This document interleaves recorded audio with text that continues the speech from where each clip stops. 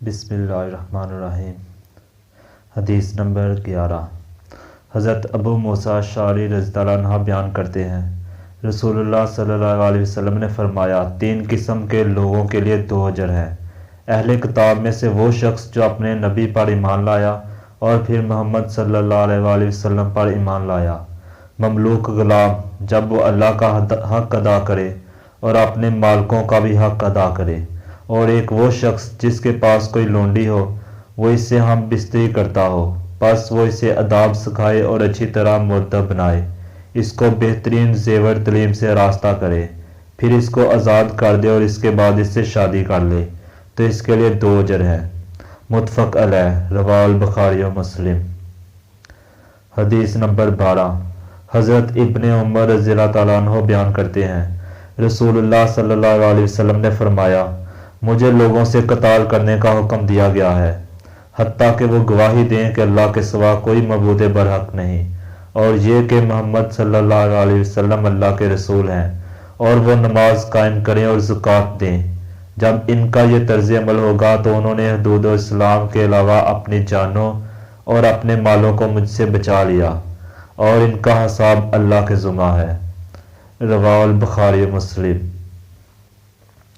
حدیث نمبر 13۔ حضرت انس رضی اللہ تعالیٰ عنہ روایت کرتے ہیں، انہوں نے کہا، رسول اللہ صلی اللہ علیہ وسلم نے فرمایا، جو شخص ہماری نماز کی طرح نماز پڑھے، ہمارے قبلہ کی طرف رخ کرے اور ہمارا ذبیحہ کھائے، تو وہ ایسا مسلمان ہے جسے اللہ اور اس کے رسول کی امان حاصل ہے، سو تم اللہ کے ایمان اور ذمہ کو نہ توڑو۔ رواه البخاری۔ حدیث نمبر 14۔ حضرت ابو ہریرہ رضی اللہ تعالیٰ عنہ بیان کرتے ہیں، ایک دیہاتی نبی صلی اللہ علیہ وسلم کی خدمت میں حاضر ہوا تو اس نے عرض کیا، مجھے کوئی ایسا عمل بتائیں جس کے کرنے سے میں جنت میں داخل ہو جاؤں۔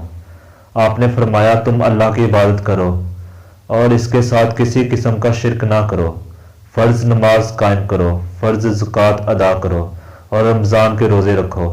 اس نے کہا، اس ذات کی قسم جس کے ہاتھ میں میری جان ہے، میں اس میں کوئی کمی بیشی نہیں کروں گا۔ جب وہ چلا گیا تو نبی صلی اللہ علیہ وسلم نے فرمایا، جس شخص کو پسند ہو کہ وہ جنتی شخص کو دیکھے تو وہ اسے دیکھ لے۔ متفق علیہ، رواه البخاری و مسلم۔ حدیث نمبر 15۔ حضرت سفیان بن عبداللہ ثقفی رضی اللہ تعالیٰ عنہ بیان کرتے ہیں، میں نے عرض کیا، اے اللہ کے رسول صلی اللہ علیہ وسلم، مجھے اسلام کے متعلق کوئی ایسی بات بتائیں کہ میں اس کے متعلق آپ کے بعد کسی سے نہ پوچھوں۔ آپ صلی اللہ علیہ وسلم نے فرمایا، کہو میں اللہ پر ایمان لایا، پھر ثابت قدم ہو جاؤ۔ رواه المسلم۔